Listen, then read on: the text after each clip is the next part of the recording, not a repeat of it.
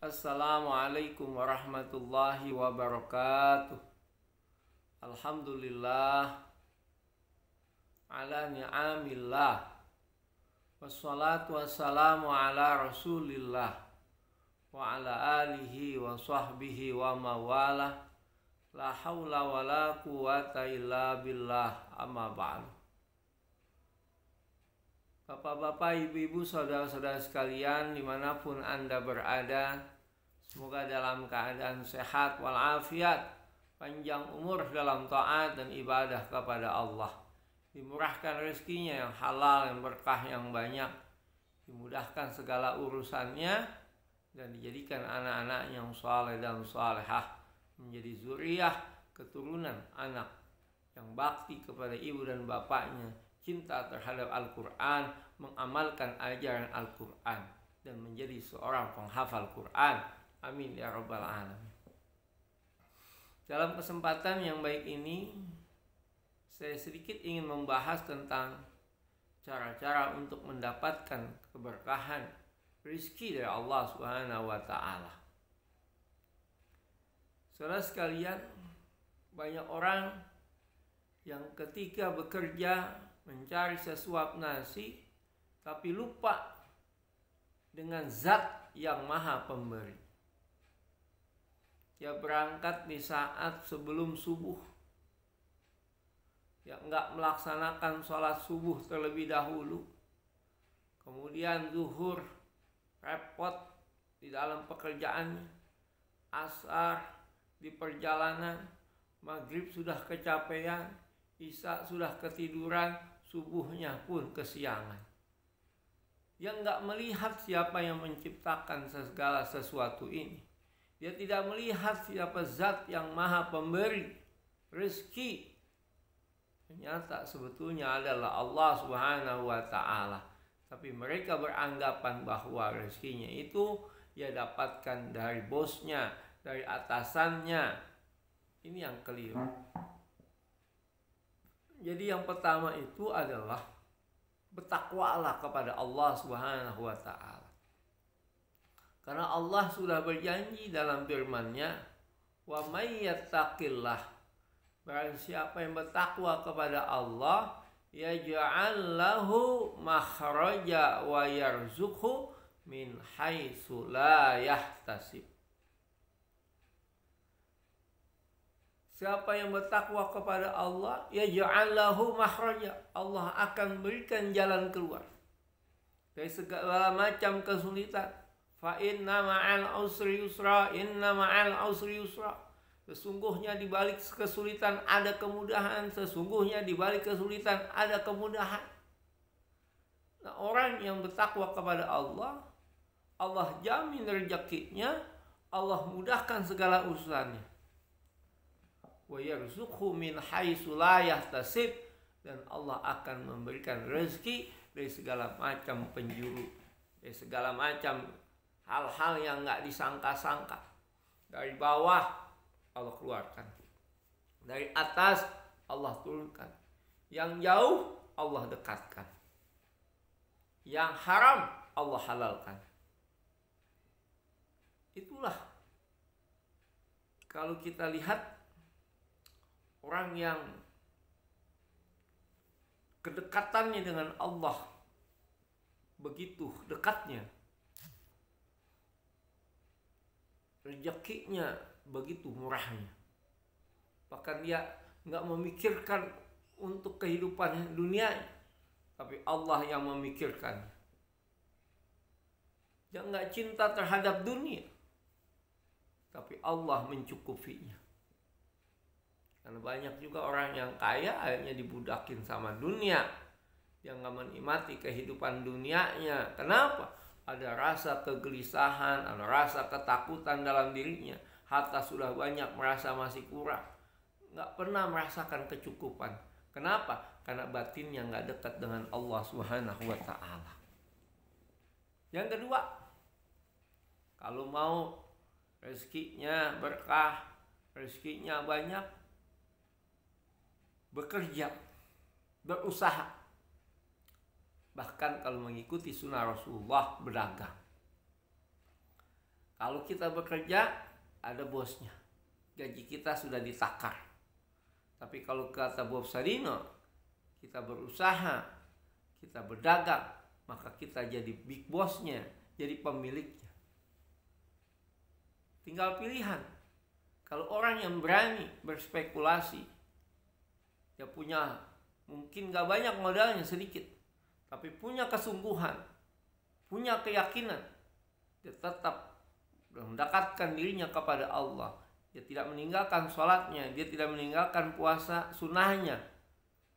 Dia dekatkan dirinya kepada Allah, kemudian dia usaha, maka insya Allah dia akan menemukan kesuksesan, keberhasilan dunia dan akhiratnya. Karena banyak kita lihat orang-orang yang ke Jakarta yang nggak bawa apa-apa, dia cuma bawa sekedar untuk ongkos dan makan beberapa hari, tapi kegigihannya yang sangat kuat, keyakinannya yang mantap, yang mengundi nasib di ibu kota.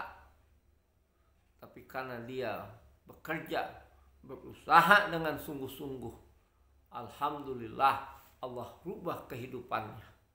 Innallaha la yughayyiru ma biqaumin hatta yughayyiru ma bi anfusihim. Sesungguhnya la yughayyiru ma biqaumin, Allah tidak akan merubah nasib hambanya hatta yughayyiru ma bi anfusihim, sebelum hambanya itu sendiri yang akan merubahnya. Kalau kita ingin pintar, belajar. Kalau kita ingin sukses, bekerja, berusaha. Kalau kita ingin hidupnya mendapatkan keberkahan, dekatkan diri kita kepada Allah Subhanahu wa ta'ala.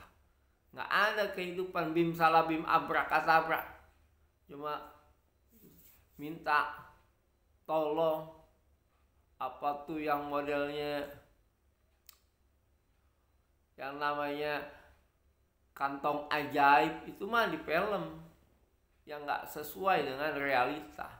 Tapi dalam kehidupan, dalam realita, semua harus adanya usaha mendekatkan dirinya kepada Allah Subhanahu wa ta'ala. Kemudian ya benar-benar penuh dengan kesungguhan, insya Allah kesuksesannya akan tercapai.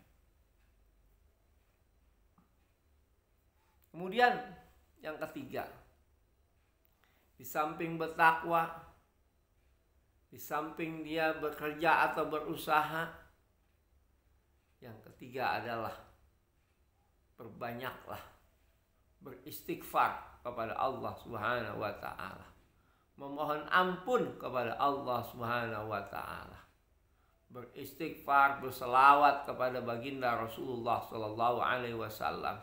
Setiap hari kita dawamkan selesai sholat, Astaghfirullahaladzim, Astaghfirullahaladzim, Astaghfirullahaladzim, sebanyak-banyaknya, minimal 33 kali. Kalau kita ada waktu 99 kali. Berselawat pun demikian. Maka orang yang selalu beristighfar, memohon ampun kepada Allah, Allah murahkan rezekinya, Allah ampunkan dosa-dosanya, Allah mudahkan segala usahanya. Begitupun orang yang berselawat kepada baginda Rasulullah sallallahu alaihi wasallam, Allah mudahkan segala hajatnya, Allah mudahkan segala urusannya. Karena itu janji Allah Subhanahu wa ta'ala. Dan yang terakhir, janganlah berputus asa. Kesuksesan itu bukan dengan mudahnya seperti membalikkan tangan, bim salah bim abrakadabra. Tapi kesuksesan itu perlu butuh waktu yang lama.